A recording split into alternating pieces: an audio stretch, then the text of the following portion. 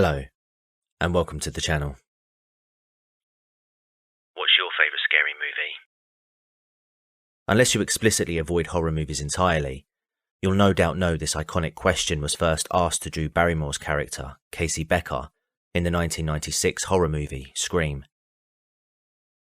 The film not only introduced 90s teenagers to the now resurrected slasher genre, it also gave birth to a short-lived wave of horror films that look to deconstruct tropes and provide the audience with a meta-commentary of the genre they were watching.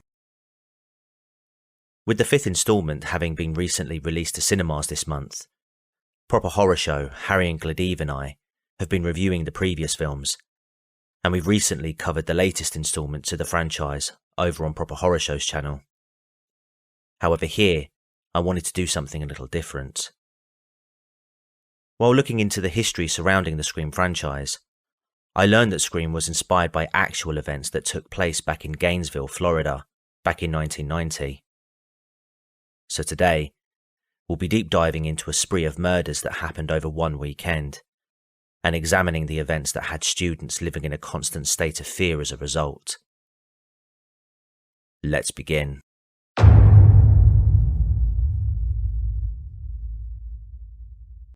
Our case today takes place in Gainesville, Florida. Gainesville is the home to the University of Florida and Santa Fe College. In 1990, census records show that it had an overall population of just under 85,000 people.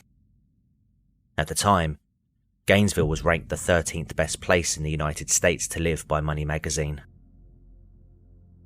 In August of that same year, students from up and down the country were travelling to Gainesville to prepare for the upcoming educational year, no doubt full of excitement and eagerness to begin a new chapter of their young lives, forging new relationships and sharing new experiences.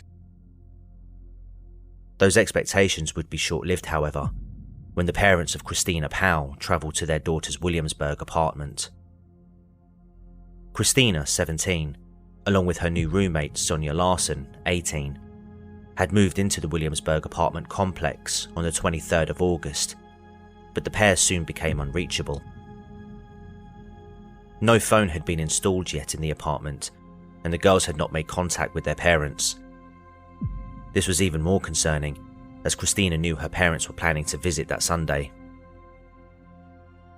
After banging the door garnered no response, the concerned Powells asked a maintenance worker for help gaining access to the apartment. Betty Kernut, the apartment complex manager, suggested the maintenance worker call the police to assist him. I wonder if it would be possible for me to have an officer meet me. Okay, what's the problem there? I have two girls. The parents suspect either something's wrong with them or they've disappeared or something. I'm just not sure, and my manager informs me not to go in by myself, but to be accompanied by a police officer. Go ahead, we'll have somebody meet you. Officer Ray Barber, whose relatively uneventful shift was coming to an end, agreed to visit the Williamsburg apartment. Upon arriving, the maintenance worker broke down the door and entered with his manager Betty and Officer Barber following behind. Immediately, the horrific reality of the situation was apparent to all. Betty said that the maintenance man came running down the stairs, screaming, "Oh my God," before throwing up outside. On the first floor was Christina Powell.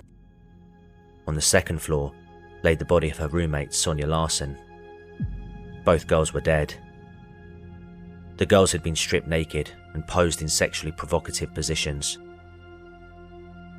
Barber immediately called in for additional assistance, and a crime scene was now under investigation. I need a supervisor and ID criminalistics and detectives to respond down here to this apartment. Investigators later learned a screwdriver had been used to break into the apartment as both girls slept. Before attacking Christina, the killer made his way to the second floor and found Sonia Larson.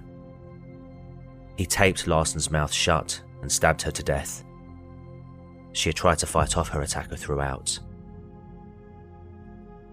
After murdering Sonia, the killer then moved to the first floor where Christina was. He taped her mouth shut, bound her wrists, and cut her clothes off before sexually assaulting her and murdering her too. The tape the killer used on both girls was then removed. A neighbour told investigators that early Friday morning, they heard the shower being used, banging, and loud music being played. Assuming it was the girls, the neighbour thought nothing more of it, but it later transpired that it was in fact the killer. A third roommate, Elsa Strepp, was out of town at the time of the murders and had narrowly avoided the same fate as her two roommates. After learning what happened to Christina and Sonia, Elsa collapsed in shock and was taken to a crisis centre to process the situation. As news of the brutal murder spread, police would only have just 8 hours before they would be called to yet another property.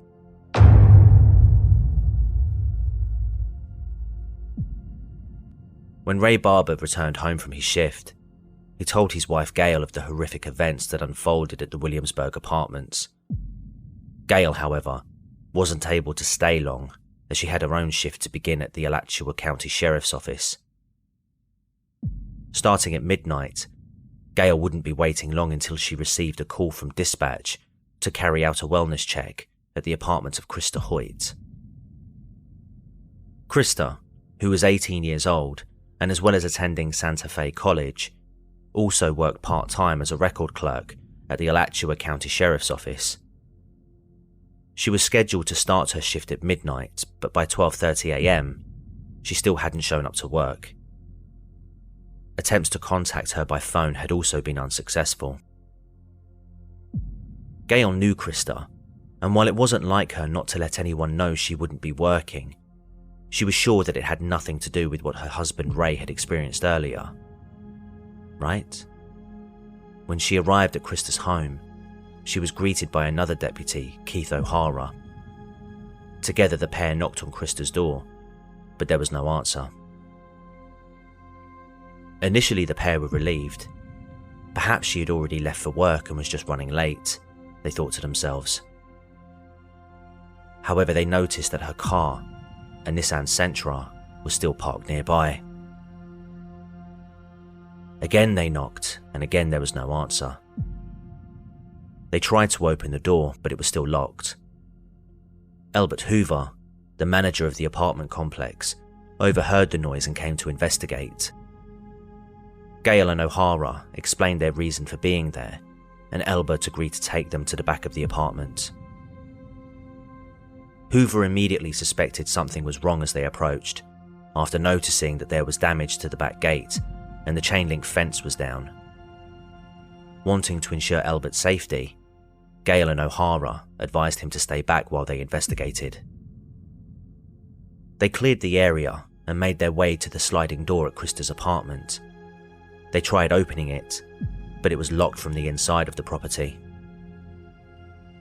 Looking around the door, they spotted bamboo shades that didn't reach the floor. Hoping to have a look inside, the pair got on all fours and flashed their torches to take a look. Their worst fears were realised when their torches shone towards the edge of Krista's bed. There, they could make out the appearance of a naked body seated at the edge of the bed. Blood could be seen by the victim's feet, who were still wearing shoes and socks. The pair raced back to their patrol cars and radio in to report what they had found. It was now 1 a.m. One of the first to arrive was Sergeant Alan Baxter and Lieutenant Nobles. Gail and O'Hara explained the situation and said that they could hear water running from within the apartment. Fearing that the killer could still be inside, Gail and O'Hara were instructed to take up positions outside the apartment while Baxter and Nobles waited for further backup. Around 30 minutes later, police gained entry through the front door. They cleared the bathroom first, but noticed blood on the shower floor. As they left the bathroom, they were shocked to find Krista facing them. However, what they were witnessing was Krista's head, placed on a bookshelf in the bedroom. Her lifeless body was placed at the end of the bed, posed in a similar manner to Christina Powell and Sonia Larson. Krista's body had also been mutilated. Police later learned that the killer had returned to Krista's home after losing his wallet. He was unable to find it, at which point he removed Krista's head. Baxter and Nobles completed their search of the apartment and found that the killer was long gone. As they left, Gainesville Police Chief Waylon Clifton, who himself was at the Williamsburg apartments investigating the murders of Christina Powell and Sonia Larson, arrived to see whether the murders were linked. It wouldn't take investigators long to figure this out, as the killer had used a screwdriver to gain access to the homes. Underwear had been stolen from both crime scenes. All victims had been bound with duct tape that had later been removed. Mutilation had occurred with a knife between 4 and 6 inches long, and it was apparent that Krista too had been sexually assaulted prior to her death. Finally, all the victims had been cleaned after the assault and murders occurred. By now, the media were well aware of the situation and had been eager to obtain as much information about the murders as they could.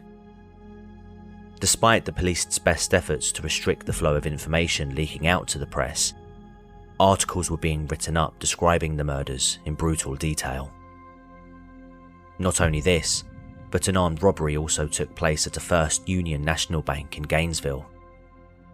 While handing over the money, the teller smartly placed a die pack in amongst the cash. Police noticed 2 men on Archer Road, near where Krista Hoyt was murdered. As police approached the 2 men, one waited for them, but the other man fled and would eventually escape. Police would search the woods for the man and eventually stumble upon a campsite belonging to the 2 men. While the culprit was no longer there, police were able to search the campsite and find a screwdriver, ski mask, handgun, a bag with stained money from the die pack that had now exploded, and a cassette recorder with a tape inside. Police bagged the evidence and stored this. They wouldn't know it at the time, but this evidence would be crucial in identifying their serial killer.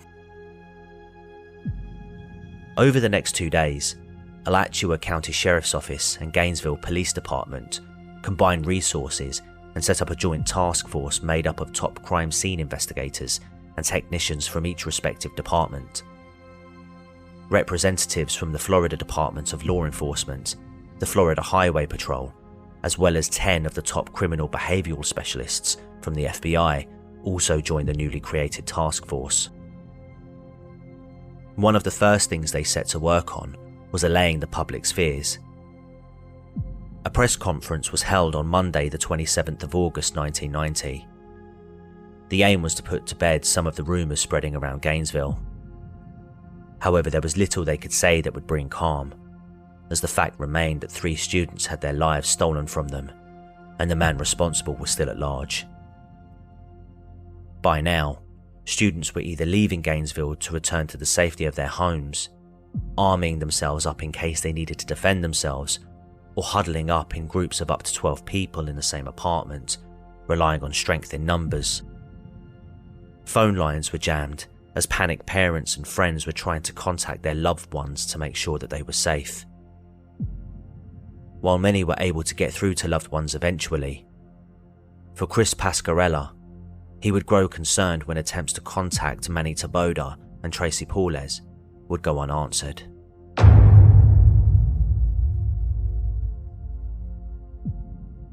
Since Sunday the 26th of August, Chris, along with mutual friends, had been trying to reach out to the pair.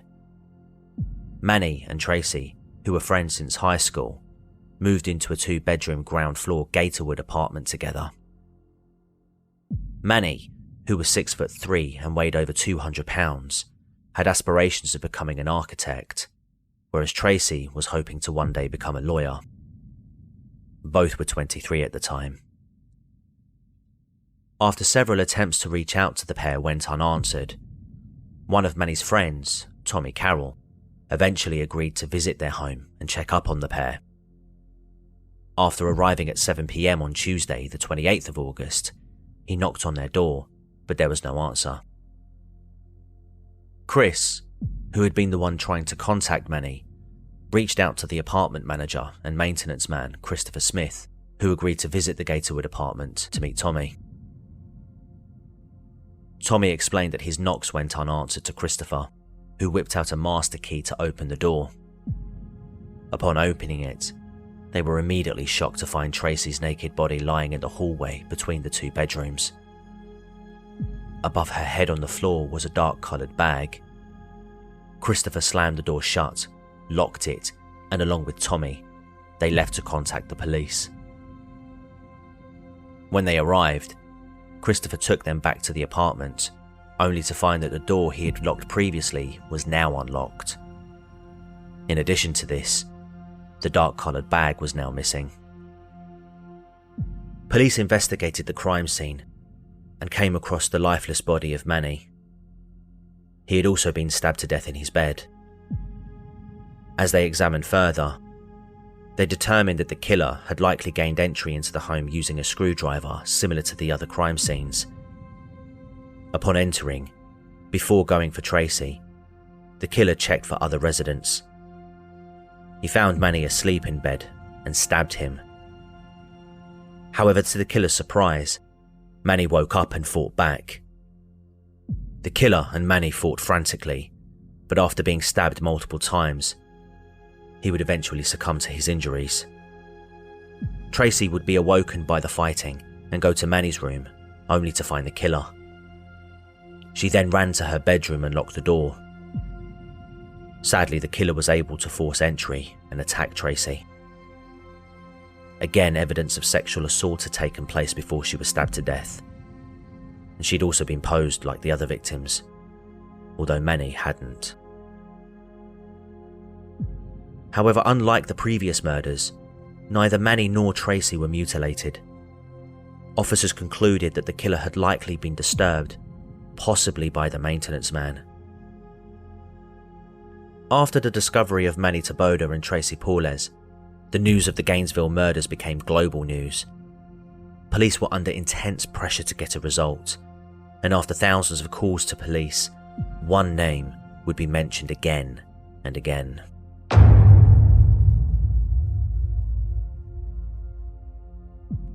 Edward Humphrey's name was mentioned on several occasions, including by one officer who reported him to her superiors.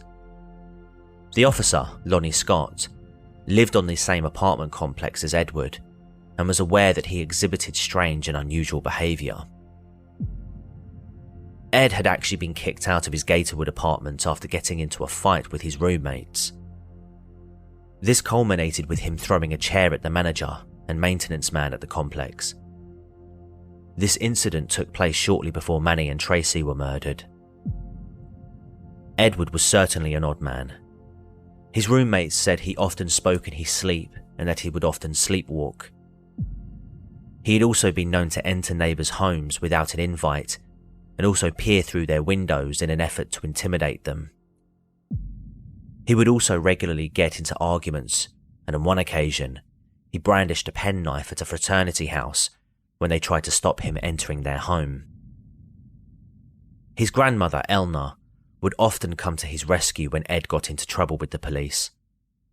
She would often help him find new accommodation, only for the pattern to repeat itself time and time again.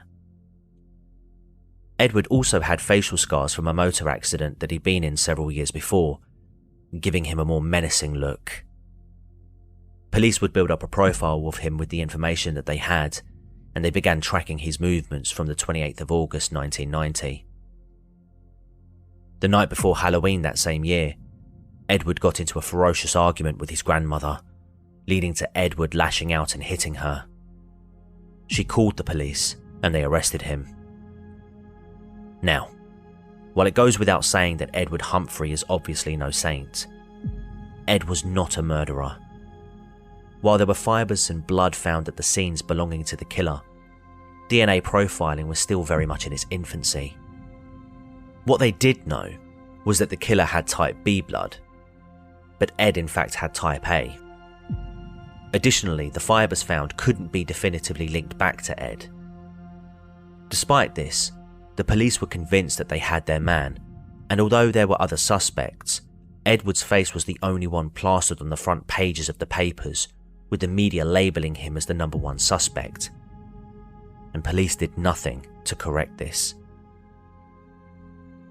Edward was sent to jail pending charges for the assault of his grandmother, with bail set at $1 million. This was despite Elner wanting the charges dropped. Even with no evidence, police were able to obtain a warrant to search his home and car. They also had authority to search Elner's home. Each search garnered zero evidence that they could find. Elner had actually not been at home at the time her property was searched, and so a locksmith was used to gain entry. And when she did arrive, she was so shocked to find her home ransacked while police were still there. An ambulance had to be called for her. His trial for the assault of his grandmother began in October 1990. Despite his grandmother testifying that her grandson did not hit her, he would be found guilty and sentenced to 22 months in Chattahoochee State Hospital, known as a place which mainly houses convicted killers. He continued to remain the police's main suspect of the Gainesville murders despite there being no evidence. However, coincidentally, the murders stopped after his arrest, further convincing the police that he was their man. By now, interest in the murders had all but dried up, and those who had fled Gainesville had by now returned and normalcy had resumed. But what the police didn't realise, however, was that the reason the killings had stopped was because they had already caught their killer. They just didn't know it yet.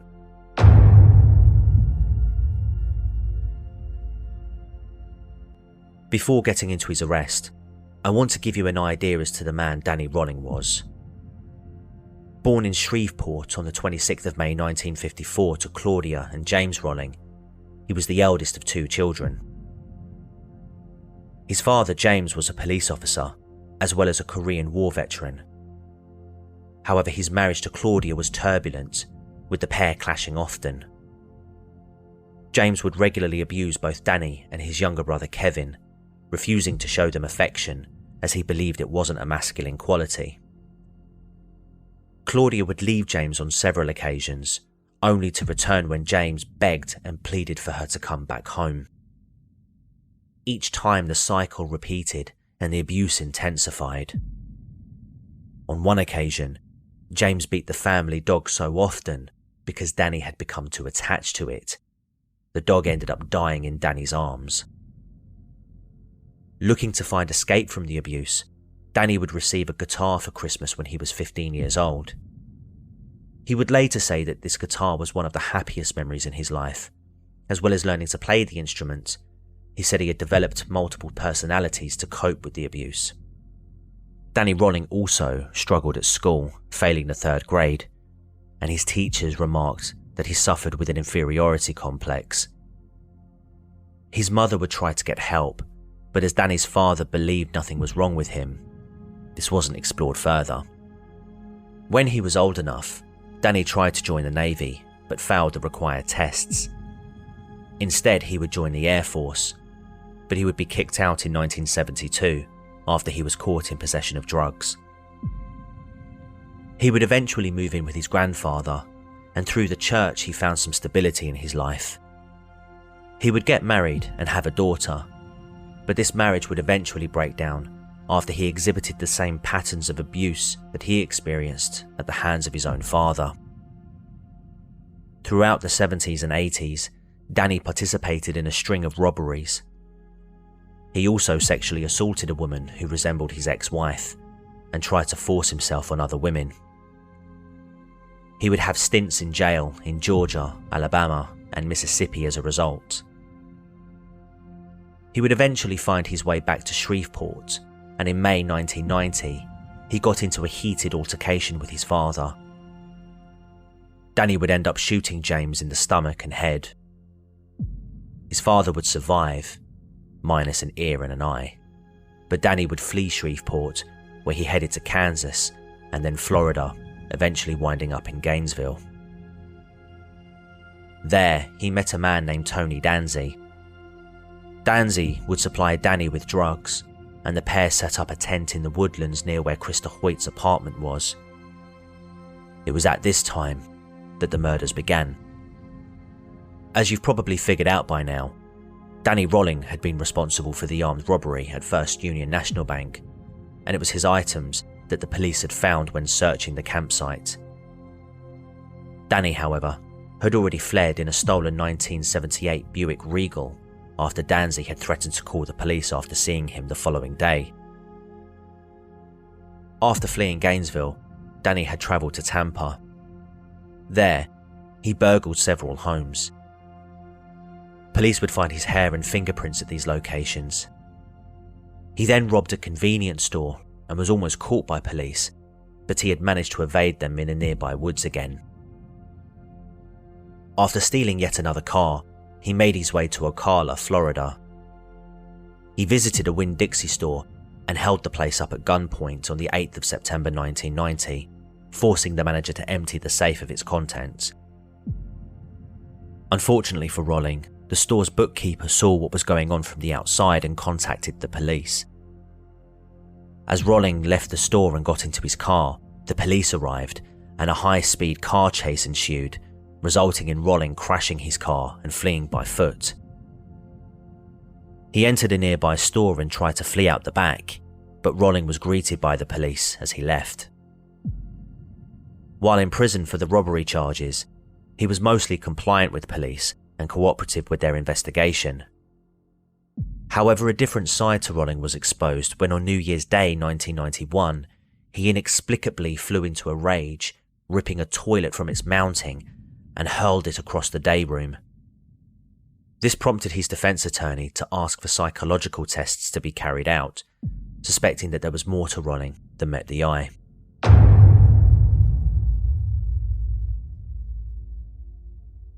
During the initial days of the Gainesville murder investigation, police looked to see if there were any potential murders of a similar nature in other areas of America. Louisiana police would contact them to inform them that on the 4th of November 1989, 55-year-old William Grissom, his 24-year-old daughter Julie, and his 8-year-old grandson Sean had been brutally murdered in their family home as they prepared dinner. They noted that the murder strongly resembled that of the Gainesville murders, in that there was tape residue left on each body. They had been thoroughly cleaned to remove potential evidence, and Julie had also been sexually assaulted prior to her murder. She was also left in a posed position, like the other victims. Additionally, blood determined to come from the killer had also been found at the crime scene, which was tested and found to be a type B blood group, the same as the Gainesville killer. Don Maines, who was investigating at the time, travelled to Louisiana to review the facts of the case and determined the link to be a revelation in the Gainesville case. Next, a call would be made to Crime Stoppers in November 1990 by a woman named Cindy Juricic. Cindy made the call on a hunch after hearing about the Gainesville murders at its height in August of that year. She knew Danny, who was back in Shreveport at the time. She said that Danny would visit her and her now ex-husband Stephen Dobbin almost nightly. She recalled one evening when Danny visited, approximately 3 months after the Shreveport murders, to tell Stephen that he was leaving. When Cindy spoke to Stephen, asking why this was, Stephen said that Danny told him he had a problem. When she asked what the problem was, Stephen said that Danny told him he likes to stick knives into people. Initially, Cindy tried to dismiss this, not wanting to believe Danny could be capable of committing such atrocities. But eventually her conscience got the better of her and she picked up the phone. With this information, Gainesville police began to look into Rolling's background in more detail. After learning about his history and discovering that he had been involved in multiple robberies, as well as discovering he was in prison for the Winn-Dixie robbery, they finally reviewed the evidence they found at the campsite. The cassette recorder they gathered had a tape inside that hadn't been reviewed at the time it was found. Now listening to it a full 3 months later, they found that the owner created an album's worth of music and recorded himself talking to his family, discussing his life and how to kill a deer. Then at one point during the tape, the man announced his name, Danny Rolling. Rolling would be interrogated but remain tight-lipped. Blood tests were carried out and it was discovered that Rolling had type B blood. He was charged with 5 counts of first-degree murder on the 15th of November 1991. it's worth mentioning that although Edward Humphrey was released from prison on the 18th of September that year, just shy 2 months before Rolling was charged, police continued to consider him a suspect.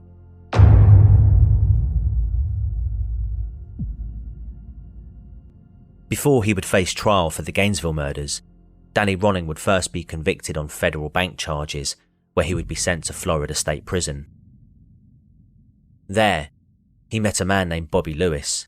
Bobby was on death row after he killed a drug dealer back in the 70s. He's also known as the only man to have ever escaped Florida's death row. The pair struck up a friendship, as Rolling had hopes of escaping and was looking to recruit Bobby's help in doing so. Over time, Rolling discussed in great detail to Bobby about the Gainesville murders, admitting that he had begun fantasizing about killing since the 1980s while in prison at the time. The pair agreed to plan an escape by Rolling faking a suicide in order for both he and Bobby to be placed on the same ward. However, this never came to fruition, as on the 31st of January 1993, Danny Rolling informed investigators that he wished to make a confession.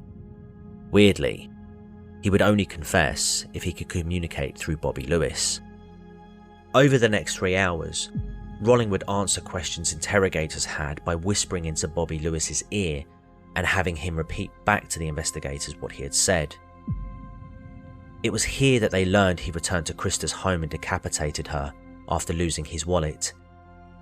And it was also here that they learned that Tracy Paulis asked him if he was the Gainesville murderer, which he replied, quote, "Yeah, I'm the one," end quote. He also managed to provide details about the murders that only the killer and investigators knew, convincing investigators that Danny was providing them with a genuine confession. He explained that he suffered with multiple personalities, with Danny being his normal self, Enad being just a mirror version of him, and Gemini, an evil version of Danny which carried out the murders. The police were skeptical though, as they knew that The Exorcist 3 had recently been played in prison, which featured an antagonist coincidentally named Gemini. Despite confessing to the Gainesville murders, Danny Rolling refused to take responsibility for the Shreveport killings a year before, although he did stress he acted alone and had no help from anybody, including Edward Humphrey. Shortly before the murder trial, Danny Rolling arranged a meeting with his defense attorney, where he would tell them that he was planning to plead guilty. His defense attempted to suggest he plead not guilty, in the hope they could use his history and psychiatric evaluations to garner sympathy of the jury. The reason for this was so that they could try to argue against the death penalty being imposed on him, as this was very much on the table at the time. Rolling, however, not wanting his history brought up before a court, insisted on pleading guilty, and on the 15th of February 1994, he entered his plea to a court made up of the victims' families. Despite Rolling's hopes that his dirty laundry wouldn't be aired, when his trial began to determine his sentence on the 7th of March 1994, he found that this wouldn't be the case due to him being eligible for the death penalty. Both the prosecution and defense made arguments for and against the death penalty, and after 2 days deliberating, Danny Rolling was sentenced to death. This was verified on the 20th of April 1994, after a judge reviewed all the factors and made an independent judgment. Days before his execution, Danny Rolling finally confessed to the Shreveport murders of the Grissom family, bringing his total confirmed kill count to 8 people. His last meal was said to have been lobster tail, shrimp, a baked potato, strawberry cheesecake, and sweet tea. He met with his younger brother Kevin and 2 clergymen. He gave no last words, but sang a hymn while on his way to the execution room. At no point did he express guilt or remorse for his actions. Danny Rolling was executed on the 25th of October 2006 by lethal injection. He was pronounced dead at 6:13 a.m. Film writer and producer Kevin Williamson was inspired to write the movie Scream after seeing the Gainesville Ripper case while house-sitting for a friend. As he watched the TV special, he noticed a window was open. Paranoid that a knife-wielding maniac might have gotten in, he phoned a friend who proceeded to mock him. This was the driving force behind Scream, a franchise that now spans more than 25 years. While the story I've told you today isn't a frame-by-frame retelling of the movie that came to our homes and theatres, there were similarities. The brutality, the fear that enveloped an entire school community, the belief that you couldn't trust anyone, not even a close friend. Scream captured these real-life moments incredibly. And so to answer the question at the beginning, what's my favourite scary movie? Well, I'd have to say real life. Thank you for watching. It's certainly been a while since I've last uploaded, and I want to thank you for the continued support since I've been away. 2021 was a great year for the channel, and I hope that together we can build on for an even more successful 2022. But if you're new here, please consider giving this video a like, and share this with anyone you know who has an interest in true crime. Please also consider subscribing to the channel. It costs nothing to do, and helps a small channel like this one massively. Until next time, take care, and goodbye. For now.